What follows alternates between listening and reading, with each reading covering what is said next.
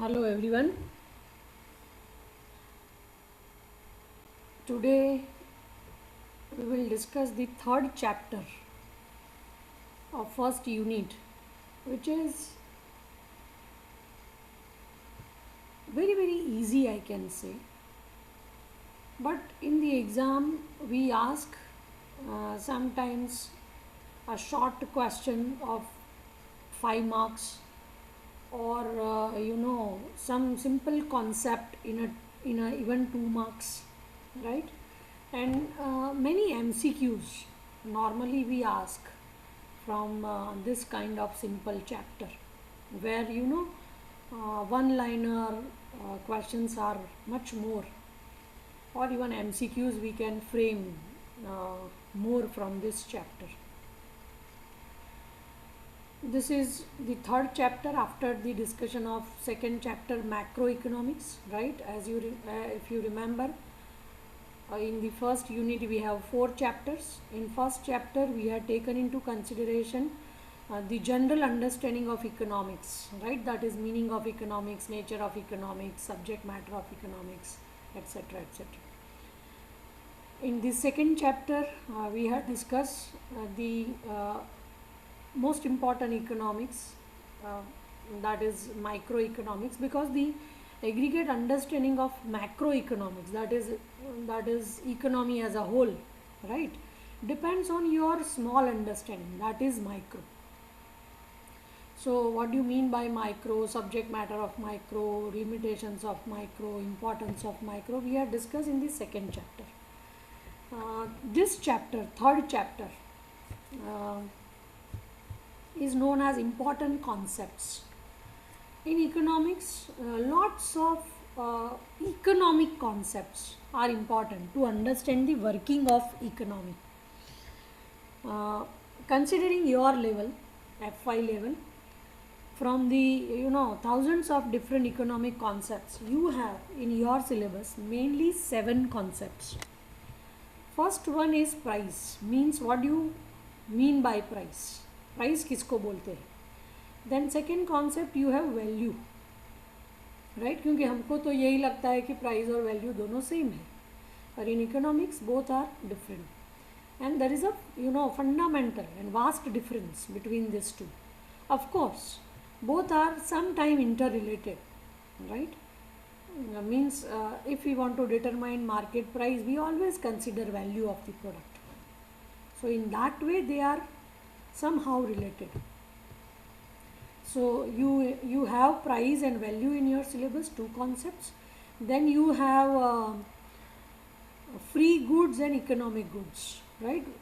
Lots of goods are available in the market, right, in the economy over the world, right? And whatever products are available in the market, we can bifurcate into 2 categories. One is free, one is economic, right?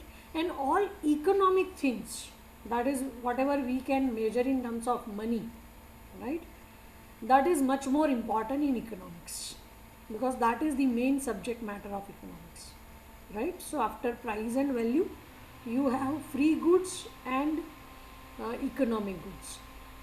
Then you have another important understanding, 2 concepts, that is want and demand. Because generally if we ask you know a common man that what is the difference between want and demand, he will always say both are same, right? But as a student of economics you should have understanding, keen understanding regarding the difference between desire or want and demand, because both are different.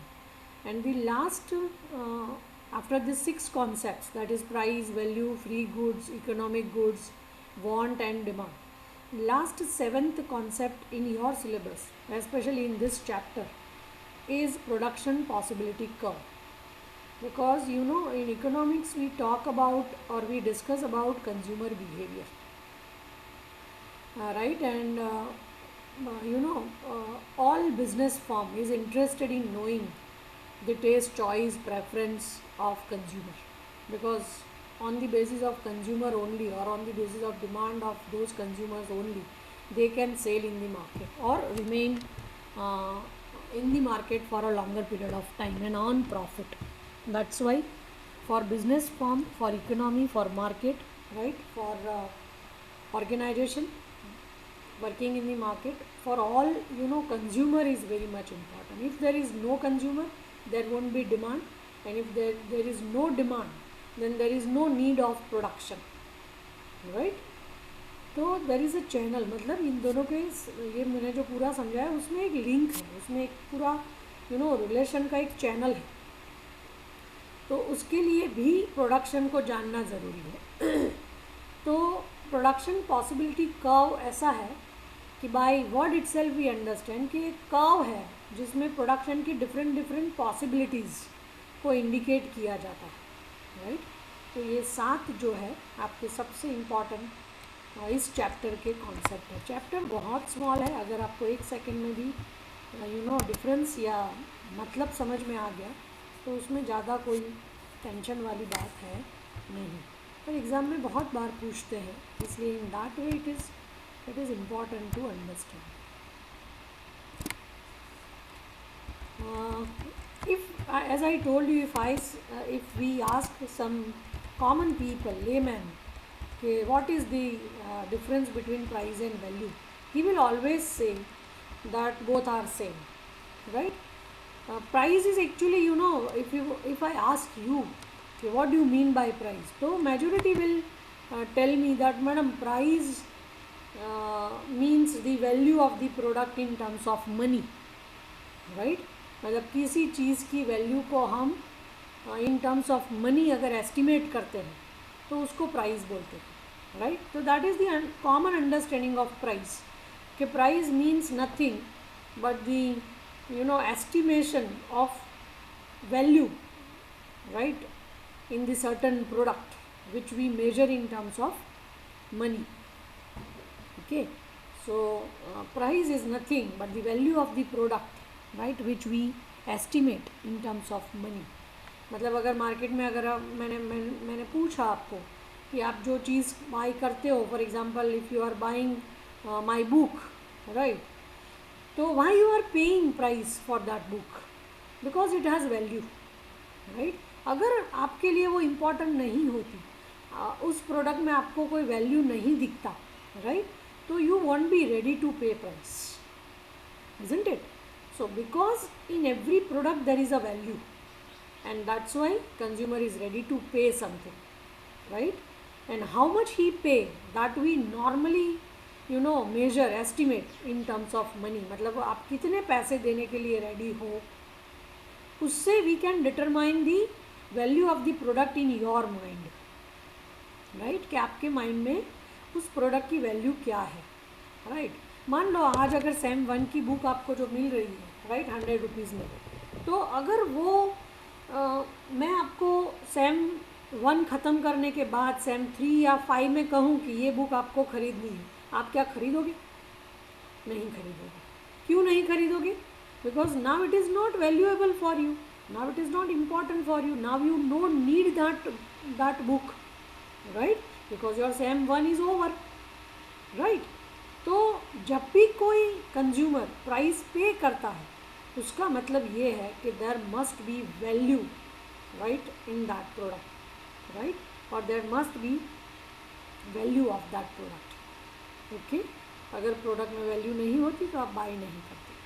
तो इसका मतलब ये हुआ, now from this meaning we can clearly understand that value is already there in price, right. क्योंकि price का हमने definition क्या दिया, price is a value of the product in terms of money, right. मतलब प्राइस में value तो है ही, इसलिए वैल्यू को ज़्यादा अच्छे से समझना पड़ेगा कि वैल्यू मतलब क्या. तो in economics we understand value in 2 different sense.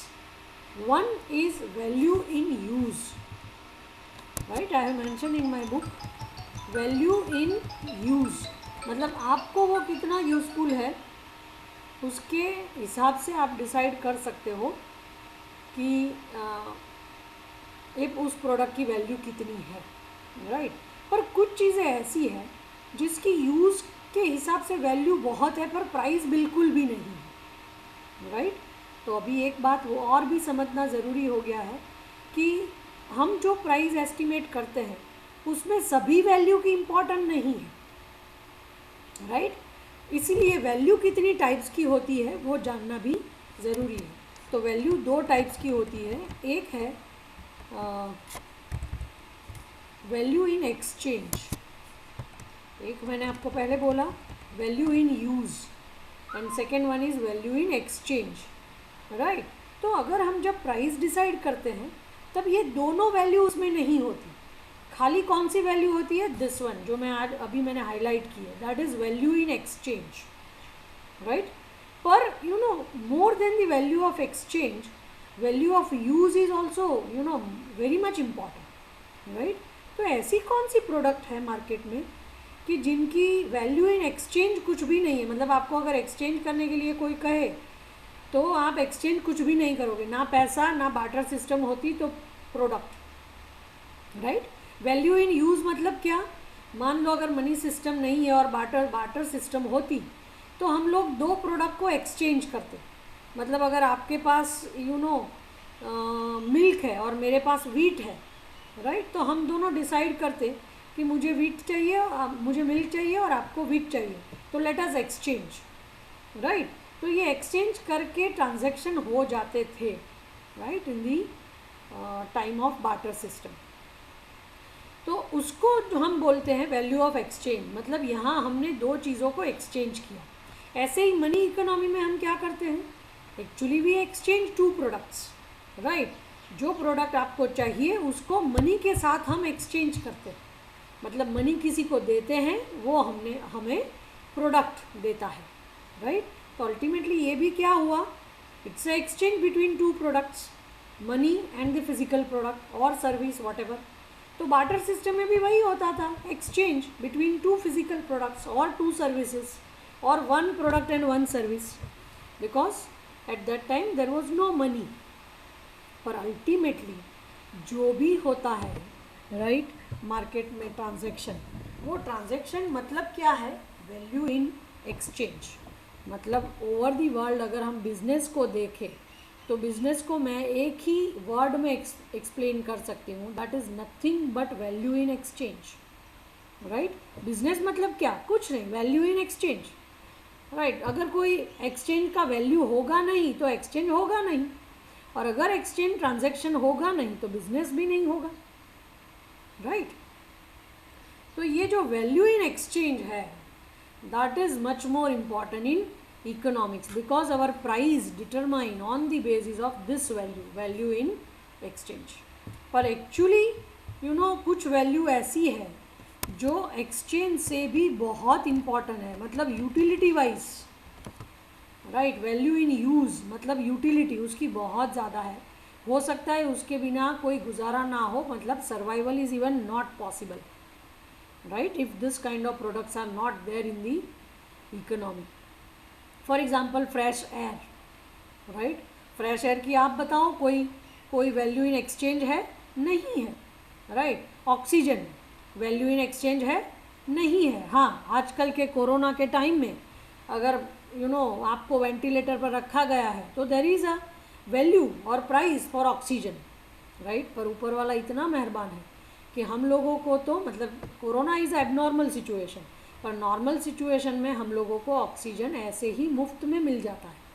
So there is no need to exchange anything with oxygen, मतलब उसके लिए पैसे की कोई ज़रूरत है नहीं, बिना पैसे आपको वो मिल जाएगा।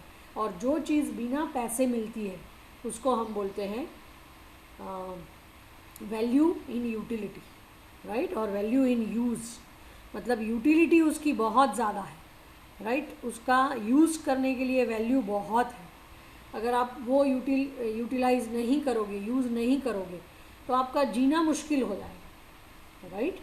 तो ऐसी चीज़ें हैं, जैसे एक ज़माने में तो वाटर भी बिल्कुल फ्री था, आजकल तो वाटर भी कुछ मिनरल के नाम पे एक्सचेंज हो रहा है, राइट, मतलब value in exchange is there in water. पर फिर भी हमारे नल में जो आ रहा है, ऐसे नदियों में बह रहा है, पानी बिल्कुल फ्री है, राइट, कुछ भी देना नहीं पड़ता। आप रिवर फ्रंट पे कहीं पे चल रहे हो और आपके बाजू में से नदी बह रही है, तो ना आपको वो नदी का पानी पीना है तो आपको पैसा नहीं देना पड़ेगा, राइट। ऐसे ही आप फ्रेश एयर लेते हो, पैसा नहीं देते हो, राइट। पर बिना फ्रेश एयर के, बिना पानी के, बिना ऑक्सीजन के, इवन सनलाइट, राइट, उसके हम पैसे नहीं देते हैं। तो वो हो गया वैल्यू इन यूज़, जिसका कोई एक्सचेंज वैल्यू नहीं है, राइट। तो वैल्यू इन यूज़ जो है उसमें value in exchange is absent, and that's why value and price both are different, right. Value in use is actually a value, right, and value in exchange is nothing but the price, okay. वो सब मैंने बहुत अच्छे से यहाँ मेरी book में लिखा भी है कि in our routine life we use word value frequently, but it creates lots of confusion because in economics we use it in some other sense. Value we have to understand in two different sense. Value in use, like fresh air is valuable for life, or education is very much valuable for human being. This value shows value in use, which is known as utility in economics, right. But certain products, right, which has value in use sometimes cannot have value in exchange. जैसे मैंने यहाँ आपको दो example दिए कि education and fresh air, तो fresh air में ये वैल्यू इन एक्सचेंज की एलिमेंट एब्सेंट है, राइट, क्योंकि वो मुफ्त में मिलता है। पर एजुकेशन में वैल्यू इन यूज़ भी है आजकल और वैल्यू इन एक्सचेंज भी है, क्योंकि एजुकेशन बिकता है, okay. So this how you can understand value in use. Then the other understanding, as I told you, value in exchange. It means value of commodity in exchange of other. So here the value of the product can be determined by the value of other exchange product. Here we need to understand that fresh air cannot be exchanged for any other commodity because it does not have value in exchange. That is the fundamental difference between the concept of value used in economics and in an ordinary language. Economics always emphasize on value of exchange only, not value in use. मतलब economics में important क्या है दोनों value में से, तो value in use economics में इतना important नहीं है क्योंकि वहाँ पैसे की बात है ही नहीं, और economics को पैसे से मतलब है, right. economics का अगर आप जानते हो तो उसका गुजराती नेम क्या है, अर्थशास्त्र। Now earth is what, earth is nothing but money, पैसा, राइट। तो इकोनॉमिक्स तो पूरा पैसे का ही शास्त्र है, राइट। तो अगर आप जो पढ़ते हो वो पूरा डॉक्ट्रिन, वो पूरा स्क्रिप्चर, वो पूरा मटेरियल, राइट, वो पूरी थियोरी वो पैसे पे है तो उसको इकोनॉमिक्स बोला जा सकता है, राइट। सो अर्थशास्त्र मतलब पैसों का शास्त्र, राइट। तो यहाँ हमारे जो दो वैल्यू के टाइप है, value in use and value in exchange, उसमें मोस्ट इम्पॉर्टेंट है second one, value in exchange, क्योंकि इकोनॉमिक्स में जो चीज़ मनी के थ्रू एक्सप्लेन होती है वही इम्पॉर्टेंट है। जहाँ मनी नहीं है वहाँ इकोनॉमिक्स का कोई काम नहीं, ओके। तो इकोनॉमिक्स आया मतलब इकोनॉमिक्स को अगर इकोनॉमिक्स का इम्पोर्टेंस अगर समझना है तो समझ लो कि पैसे का इम्पोर्टेंस जहाँ है वही सारी सब्जेक्ट मैटर इकोनॉमिक्स की है, राइट। तो value in exchange is more important in economics which has certain features.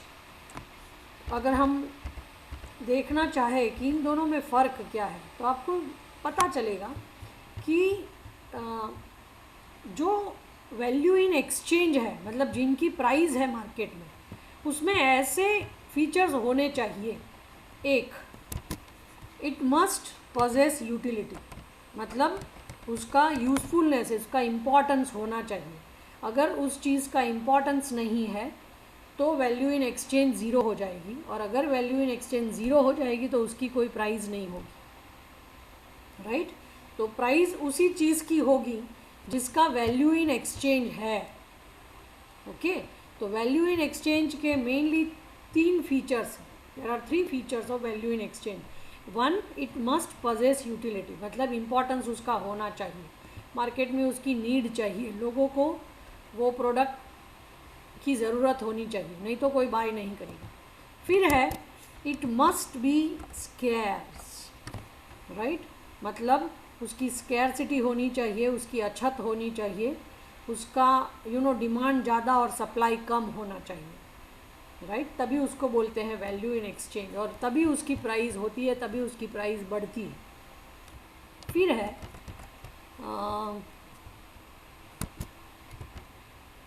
It must be transferable और मार्केटेबल, मतलब उसका एक्सचेंज होना चाहिए, मतलब ट्रांसफरेबल मतलब एक आदमी से दूसरे आदमी तक वो जाना चाहिए product.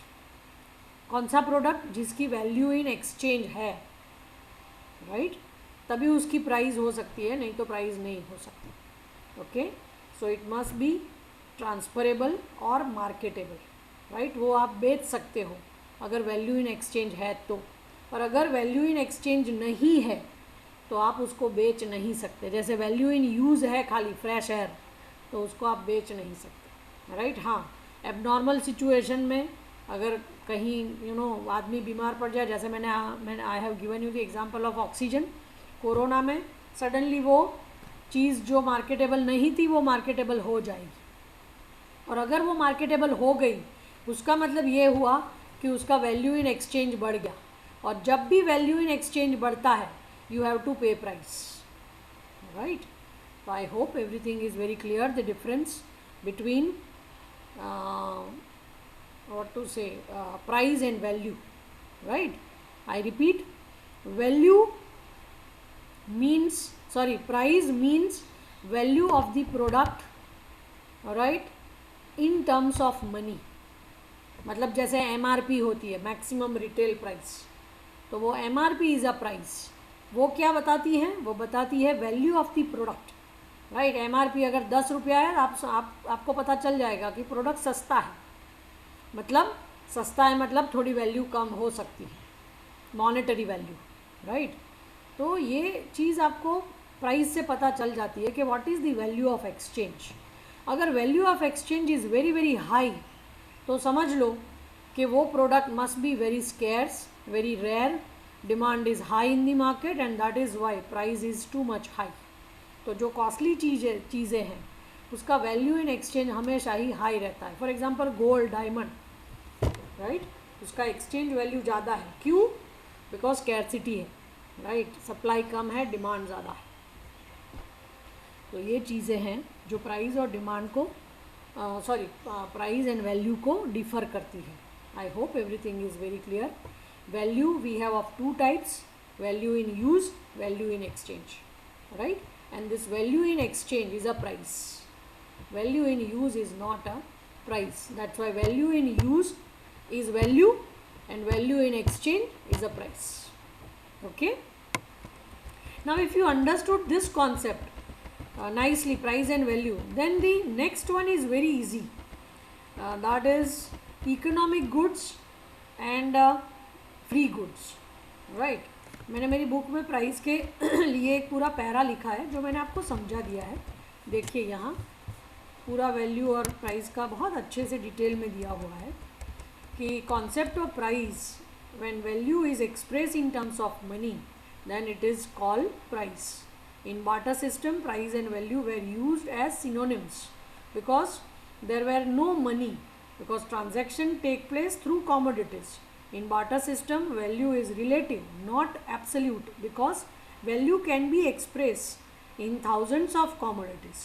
And the fundamental difference between price and value is that there can be general rise in price, but there cannot be general rise in value. When goods have gone up in value, money has gone down in value, right? तो ये आपको समझने में थोड़ा better रहेगा। ये मैंने आपको इन्फ्लेशन के थ्रू भी समझाया है यहाँ मेरी बुक में, राइट, क्योंकि ये हम लोग जानते हैं कि what is the fundamental difference between price and value. मैंने एक तो आपको बोल दिया कि value in exchange is price, but value in use is the real value of the product, right. तो उन दोनों के बीच में डिफरेंस क्या है? There can be general rise in price, मतलब प्राइस में जनरल राइज हो सकता है, मतलब वो उस प्राइस में इंक्रीमेंट हो सकता है, बढ़ावा आ सकता है, प्राइस बढ़ सकती है, but there can not be general rise in value, right. For example, अगर फ्रेश एयर की वैल्यू वो समय समय के साथ बदलेगी नहीं, फ्रेश एयर की वैल्यू जो है वही रहेगी, पर अगर वो मिलनी कम हो जाएगी तो उसकी वैल्यू इन एक्सचेंज बढ़ जाएगी, राइट। इसलिए आपको पे करना पड़ेगा जो मुफ्त में मिलता था, पर वैल्यू तो वही है। ह्यूमन बॉडी को फ्रेश एयर की जो ज़रूरत है, जो वैल्यू है, वो उतनी की उतनी है, उसमें कभी फ़र्क नहीं आता, राइट। पर क्योंकि अगर कहीं स्कैरसिटी हो गई तो उसका एक्सचेंज वैल्यू मार्केट में आ जाता है, और अगर जब एक्सचेंज वैल्यू आता है तो आपको प्राइस पे करनी पड़ती है। तो normally value remain stable, price never remain stable, right.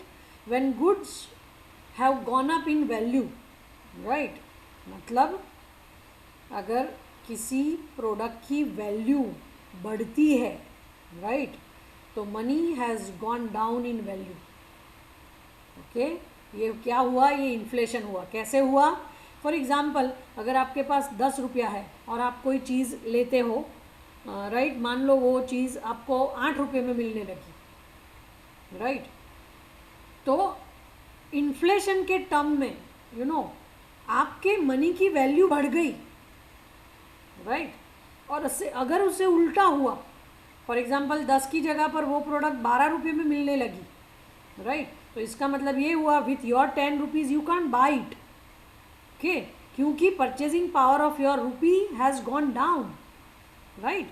अभी अब पहले आप जो 10 रुपये में बाई कर सकते थे, अभी वो आप 10 रुपये में बाई नहीं कर सकते। इसका मतलब क्या हुआ? Money has come down in value, right. तो जब गुड्स की वैल्यू बढ़ती है तो मनी की वैल्यू कम हो जाती है, क्योंकि गुड्स की वैल्यू बढ़ने का मतलब है वैल्यू इन एक्सचेंज बढ़ेगा, और अगर वैल्यू इन एक्सचेंज बढ़ेगा तो प्राइस हाई होगी, और प्राइस अगर हाई होगी तो आपको पैसे ज़्यादा देने पड़ेंगे। इसका मतलब ये हुआ कि पैसे सस्ते हो गए, राइट, क्योंकि पैसे की वैल्यू कम हो गई, इतने के उतने पैसे में आप वो चीज़ अब परचेज़ नहीं कर पा रहे हो, तो प्रोडक्ट वैल्यूएबल हो गई और मनी की वैल्यू कम हो गई, क्योंकि उतने मनी में आप अभी तो वो नहीं ले पा रहे हो, ओके। पहले मैंने मेरी मम्मी से सुना है कि पहले प्योर घी है ना 2 रुपये केजी मिलता था, राइट, मतलब 2 रुपये की वैल्यू ज़्यादा थी, घी की नहीं, समझे आप। अभी वही घी हमें 500 या 600 रुपीज़ में केजी मिलता है, राइट। तो घी की वैल्यू तो वही की वही है, ये 1 केजी मतलब 1 केजी, जितना यूज़ हम करते हैं उतना होगा, जितनी बॉडी को ज़रूरत है वही का वही वैल्यू, पर कहाँ 2 रुपये, कहाँ 600 रुपीज़, राइट। तो पहले 2 रुपये की वैल्यू बहुत ज़्यादा थी, आज 2 रुपये की कोई वैल्यू नहीं, तो मनी की वैल्यू कम हुई है, राइट।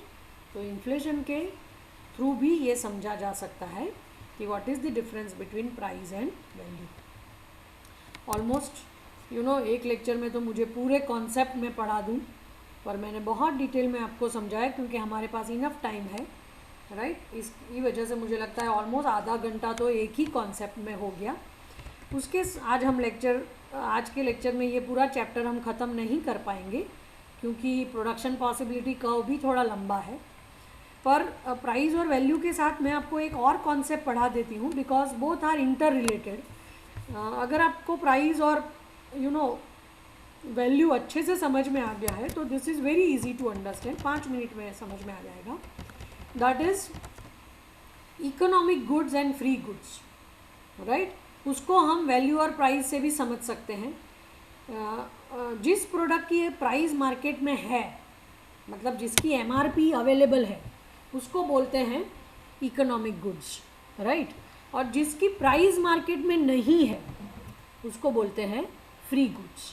तो अभी आपको अपने आप पता चल जाएगा कि फ्री गुड्स मतलब ऐसी product which are important, which has value in use but no value in exchange, clear?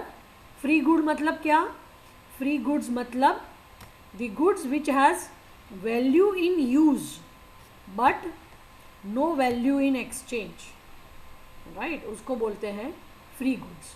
For example जैसे मैंने बहुत सारे दिए आपको, ऑक्सीजन, फ्रेश एयर, सनलाइट, ये सारी चीज़ें क्या है? फ्री गुड्स है, उसका हम पे नहीं करते. तो जो भी चीज़ आपको फ्री में मिलती है, राइट, जिसका पैसा नहीं देना पड़ता, उसको बोलते हैं फ्री गुड्स. तो कौन सी चीज़ें फ्री है? तो वैल्यू और प्राइस से आप अब अच्छे से समझ सकते हो. फ्री मतलब जिसकी वैल्यू इन यूज़ है, राइट, पर वैल्यू इन एक्सचेंज नहीं है. उससे उल्टा बिल्कुल इकोनॉमिक गुड. इकोनॉमिक गुड्स मतलब the goods which has value in use as well as value in exchange. Economic good में दोनों है, राइट. वैल्यू इन यूज तो है ही, फॉर एग्जांपल एजुकेशन, तो वैल्यू इन यूज तो है, पर साथ में वैल्यू इन एक्सचेंज भी है, राइट.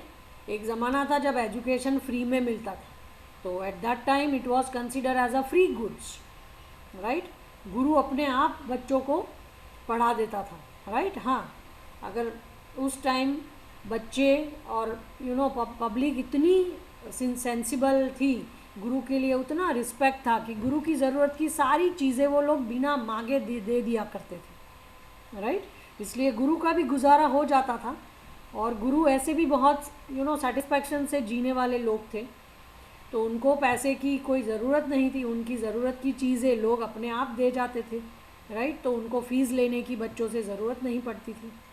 आज की सिचुएशन बदल गई है.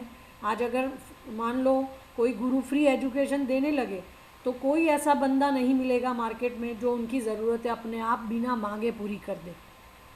और आज के गुरु की ज़रूरतें भी बहुत बढ़ गई है, उस हिसाब से भी वो मेरे हिसाब से सही गुरु नहीं है, राइट. तो बहुत चीज़ें बदल गई हैं, तो उसके साथ एग्जाम्पल्स भी बदल गए हैं, right. So once upon a time education was free goods, right. But आजकल education is a highly economic goods, very costly economic good, right. गरीब बंदा तो पढ़ भी नहीं सकता, इतनी फीस हो गई है, राइट. तो जिस चीज़ का वैल्यू इन एक्सचेंज है उसको हम बोलते हैं इकोनॉमिक गुड्स, राइट. तो प्राइस और वैल्यू समझने के बाद ये बहुत इजी हो जाता है समझना. तो मैंने यहाँ मेरी बुक में लिखा भी है कि anything which can satisfy a human want, right, is called goods in economics, right. That is economic goods. Okay, तो ये है anything which can satisfied a human want, मतलब हमारी ज़रूरत जो पूरी करती है, ऐसी कोई चीज़ अगर है तो उसको बोलते हैं goods in economics. Goods can be classified into main two categories, free goods and economic goods.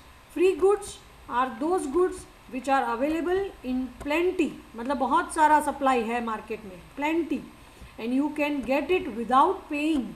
For example, fresh air, sunlight, oxygen, etc. are the free gift of nature. Okay, तो इसको बोलते हैं free goods. Similarly, economic goods जो है वो है these goods are scarce in nature, its supply is limited and you can have it but by payment. मतलब आप ले सकते हो उसको, बाय कर सकते हो, पा सकते हो, पर by paying price. Majority products fall in this category. Economic goods are man-made and available in given quantity. मतलब ये अनलिमिटेड नहीं है, क्योंकि जितनी भी इकोनॉमिक गुड्स है वो मैन मेड है, मतलब प्रोडक्शन हुआ है, और जो प्रोडक्शन है वो हमेशा ही लिमिटेड रहेगा. और अगर जो चीज़ लिमिटेड है उसकी स्कैरसिटी होगी ही होगी, और अगर स्कैरसिटी है तो आपको पे करना पड़ेगा, राइट. तो ये हो गया economic good. Distinction between free goods and economic goods is not permanent, right. कभी कभी मैंने जैसे आपको बोला कि कभी कभी जो फ्री गुड्स होती है वो इकोनॉमिक बन जाती है, और कभी कभी इकोनॉमिक गुड्स जो है वो भी फ्री गुड्स बन जाती है. जैसे आप मेरे पास ऐसे ही कभी आ गए 1 घंटा पढ़ने के लिए, राइट, और मैंने आपको ऐसे ही पढ़ा दिया बिना कुछ चार्ज लिए, तो वो ऑटोमेटिक यू नो एक जो इकोनॉमिक गुड था एजुकेशन, वो for a instant you know free goods बन गए, राइट। ऐसे ही मैंने बोला ऑक्सीजन फ्री गुड्स है, राइट, पर कोरोना में वो इकोनॉमिक गुड्स बन गया है, राइट। तो ये जो फ्री और इकोनॉमिक गुड्स का जो बाइफर्केशन है, डिफरेंस है, वो परमानेंट नहीं है, राइट। कभी भी फ्री इकोनॉमिक बन जाता है और इकोनॉमिक फ्री बन जाता है, ओके। पर वो फ्री है या इकोनॉमिक है, उसके लिए सर्टन फीचर्स हैं जिससे आप डिसाइड कर सकते हो कि प्रोडक्ट फ्री है या इकोनॉमिक है, राइट। तो ये फीचर्स जो है वो 3 हैं, बहुत सारे हैं, पहले हम 3 लेते हैं। Limited quantity of supply, right, मतलब in other word we can say कि देयर इज स्कैरसिटी, राइट, मतलब उसकी क्वांटिटी, उसका सप्लाई कभी भी अनलिमिटेड नहीं होगा अगर वो प्रोडक्ट इकोनॉमिक है, राइट। पर अगर फ्री है तो उसका जो सप्लाई है वो अनलिमिटेड होगा। जैसे मैं आपको एक प्रोजेक्ट दूँ कि एयर अवेलेबिलिटी, मतलब एयर का सप्लाई कितना है ढूंढिए, तो आप नहीं ढूंढ पाओगे। आप मुझे आके बोलोगे madam it is not possible to calculate because it is unlimited, right. तो फ्री गुड का सप्लाई हमेशा अनलिमिटेड होता है और इकोनॉमिक गुड्स का सप्लाई हमेशा ही लिमिटेड होता है। तो आपको अगर मार्केट में ढूंढना है कि फ्री है कि इकोनॉमिक है, तो आप इजीली ये फीचर से ढूंढ सकते हो कि सप्लाई इज़ लिमिटेड और अनलिमिटेड, ओके। अगर लिमिटेड है तो वो बन जाएगा इकोनॉमिक गुड्स, अगर वो अनलिमिटेड है तो वो कहलाएगा फ्री गुड्स। फिर there is a price of it, मतलब अगर इकोनॉमिक गुड है तो उसकी प्राइस होगी ही होगी। Without payment no one can buy it, no one can get it, right. तो इकोनॉमिक गुड की एक स्पेशलिटी है कि उसकी प्राइस होगी ही होगी, एमआरपी आपको मिल जाएगी, ओके। और थर्ड जो है इकोनॉमिक गुड का feature, it is man made. ईश्वर इतना मेहरबान है हम लोगों पे कि उसने बहुत कुछ हमें दिया है और किसी चीज़ की वो प्राइस चार्ज नहीं कर रहे हैं, इसीलिए वो पूजनीय है, रिस्पेक्टेड है। क्योंकि कोई अगर ऐसा बंदा भी है जो आपको आपकी ज़रूरत की सारी चीज़ें आपको मुफ्त में दे दे, तो हमारे लिए वो बंदा भी रिस्पेक्टेबल हो जाता है, राइट। तो सोचो ईश्वर तो होने ही चाहिए रिस्पेक्टेबल, क्यों? वो तो पूजनीय है, क्यों? क्योंकि आपको जो कुछ चाहिए वो अपने आप मिल जाता है। वो एहसास भी नहीं करवाता कि देख बेटा मैं तेरे को कितनी चीज़ें दे रहा हूँ, अगर मैं ना दूँ तो तेरा जीना मुश्किल हो जाएगा, राइट। कभी भगवान ने ऐसा नहीं कहा अपने बच्चों को, राइट। तो इसीलिए भगवान हमेशा ही आदरणीय है, राइट, उसकी पूजा करनी ही चाहिए। क्योंकि कोई एक बंदा अगर हमको कुछ छोटी सी चीज़ भी फ्री में दे दे, मुफ्त में दे दे, तो हम उसको थैंक्स बोलते हैं, हम उसकी कदर करते हैं, हम उसकी रिस्पेक्ट करते हैं, हम उसको बहुत अप्रिशिएट करते हैं। हमारे फ्रेंड के पास जाके भी हम बोलेंगे कि वो बहुत अच्छा है, उसने मुझे ये फ्री दिया, राइट। इसीलिए एज अ टीचर ये मेरी हम्बल रिक्वेस्ट है मेरे सभी बच्चों से कि कम से कम दिन में 1-2 बार ईश्वर को याद कर लीजिए, राइट, उसको थैंक्स बोलिए। क्योंकि ये तो हमारी कटसी है कि जो हमको कुछ चॉकलेट भी दे दे तो हम उसको थैंक्स बोलते हैं, राइट। तो ईश्वर ने तो हमें ऑक्सीजन फ्री ऑफ चार्ज दिया है, वाटर दिया है, फ्रेश एयर दी है, राइट। ये पूरा बॉडी हमारा अपने आप चलता है, राइट। तो आप अगर ये सोचो कि किडनी को ऑर्डर करो कि भाई 10 मिनट के लिए तू बंद हो जा, वो नहीं होगी। आप ये बोलो कि हार्ट 10 मिनट के लिए बंद हो जा या चालू हो जा, अगर बंद हो गया है और आप उसको बोलो चालू हो जा, वो नहीं होगा, राइट। तो ये सारी चीज़ें ईश्वर ने हमें मुफ्त में दी है और हम उसका अच्छे से यूज़ नहीं कर रहे हैं, फिर भी ऊपर वाला गुस्सा नहीं कर रहा है, राइट। तो इसलिए हमको उसकी रिस्पेक्ट करनी चाहिए। जैसे हम नॉर्मल चीज़ों में लोगों को थैंक्स कहते हैं, ऐसे भगवान को कम से कम 2 बार तो थैंक्स कहना ही चाहिए। खैर, तो इकोनॉमिक चीज़ें जो है वो मैन मेड है और जो चीज़ आदमी बनाता है उसका तो वो प्राइस वसूल कर ही लेगा, क्योंकि वो प्रॉफिट के लिए जीता है, वो वेलफेयर के लिए नहीं जीता है, वो भगवान नहीं है इसीलिए, राइट। भगवान और आदमी में यही फंडामेंटल डिफरेंस है कि भगवान सबका भला चाहते हैं, सबको दो हाथ से सब कुछ बांटते हैं फ्री ऑफ चार्ज, राइट। कभी वो अपने लिए नहीं जीते, वो औरों के लिए जीते हैं। और जो बंदा ये क्वालिटी को पजेस करता है वो अपने आप भगवान बन जाता है, राइट। अवतार जो है, जितने भी अवतार अच्छे हुए हैं, जैसे राम है, कृष्ण है, जीसस है, गुरु नानक है, राइट, मोहम्मद पैगंबर है, राइट, ये सारे बहुत अवतार माने जाते हैं। क्यों अवतार माने जाते हैं? क्योंकि उनमें ये सारी भगवान वाली क्वालिटी है, राइट। तो जब हम आदमी से थोड़ा ऊपर उठने लगते हैं, महामानव बनने लगते हैं, तब हम भगवान बनने लगते हैं, राइट। तो हमारे में भगवान बनने की ताकत है। कब होगी? जब आप वेलफेयर करना शुरू करोगे। कब होगी? जब आप सेल्फिशनेस छोड़ दोगे। कब होगी? जब आप लोभ लालच को छोड़ के सबके भले के लिए मेहनत करोगे, राइट। तो ये सारी चीज़ें आपको भगवान बनाती है, राइट, आदमी से भगवान बनाती है। खैर, तो हमारा टॉपिक है इकोनॉमिक गुड्स। तो इकोनॉमिक गुड में 3 चीज़ें मैंने बताई आपको। उसका सप्लाई लिमिटेड होता है, राइट, उसकी प्राइस पे करनी पड़ती है, और वो मैन मेड होते हैं, उसको बोलते हैं इकोनॉमिक, राइट। 4th वन है उसकी वैल्यू इन एक्सचेंज है, राइट। वैल्यू इन यूज़ के साथ वैल्यू इन एक्सचेंज बहुत बड़ी है, इसीलिए प्राइस है। और लास्ट है as amount of it is increase wealth will increase, right. मतलब इकोनॉमिक गुड का सप्लाई अगर बढ़े, मतलब मार्केट में जीडीपी बढ़े। जीडीपी क्या है?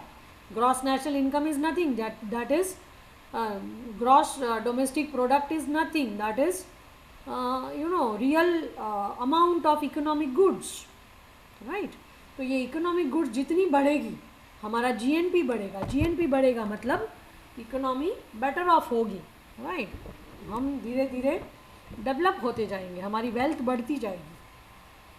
तो इकोनॉमिक गुड का सप्लाई जैसे जैसे बढ़ता जाता है, वेल्थ भी बढ़ती जाती है। Okay, so this 5 are the features of economic goods, right. उसके बाद उसके ऑपोजिट हैं सारे फीचर्स, वो है फ्री गुड्स के। वो अपने आप समझ में आ जाएगा, उससे ऑपोजिट सब कुछ। प्लेंटी ऑफ सप्लाई और अनलिमिटेड क्वांटिटी। इकोनॉमी प्रोडक्ट में हमने देखा लिमिटेड सप्लाई, यहाँ अनलिमिटेड सप्लाई। फ्री गुड में there is no price, right, we can get it without payment. फिर it is heaven made. Economic product में हमने देखा मैन मेड, यहाँ हेवन मेड, क्योंकि ऊपर वाला ने बना के भेजा है। That is a gift of nature, right, gift of God. फिर free goods has value in use, it means that has great utility और यूजफुलनेस, इम्पॉर्टेंस बहुत ज़्यादा है इसकी, but there is no value in exchange. Okay, and as amount of it increase, मतलब free goods की supply जैसे जैसे बढ़ती जाएगी, ऐसे ऐसे वेल्थ नहीं बढ़ेगी पर वेलफेयर बढ़ेगा, right. Welfare of society will increase. मतलब मान लो फ्रेश एयर बढ़ जाए, फ्रेश वाटर आपको मिलने लगे। फ्रेश मतलब आप समझते हो, मिनरल वाला वाटर, जो रिवर ऑस्मोसिस वाटर बोलते हैं, जो नदी का होता है। आज तो वो भी ख़त्म हो गया है। अगर गंगा नदी जब जहाँ से निकलती है गंगोत्री से, वहाँ का पानी अगर आप टेस्ट करो, उसमें इतने रेयर मिनरल्स हैं, राइट, जो which are to good for health. Okay, तो जब मिनरल वाला पानी मिलने लगे, ऑटोमेटिक फ्रेश एयर मिलने लगे, सनलाइट अच्छी मिलने लगे, ये सारी चीज़ें हमारी वेल्थ नहीं बढ़ाती पर सोसाइटी की वेलफेयर बढ़ाती है, राइट, बिकॉज सभी का कल्याण उसी में है, राइट। तो फ्री गुड्स के 5 फीचर्स, इकोनॉमिक गुड्स के भी 5 फीचर्स। ओके, एक फ्री गुड्स जो है उसका सप्लाई अनलिमिटेड, उसका कोई प्राइस नहीं, वो हेवन मेड, राइट, उसका value in use too much, and जैसे जैसे ये अमाउंट बढ़ेगा फ्री गुड्स का, welfare will increase. Okay, so this is what your free goods and economic goods, right. यहाँ तक हम लोगों ने 4 कॉन्सेप्ट पढ़ा दिए, that is the half chapter right, half third chapter. So half chapter is over here. Three concepts are still left, that is want, demand and production possibility curve, and that we'll discuss next time, right? Till then, bye bye, have a nice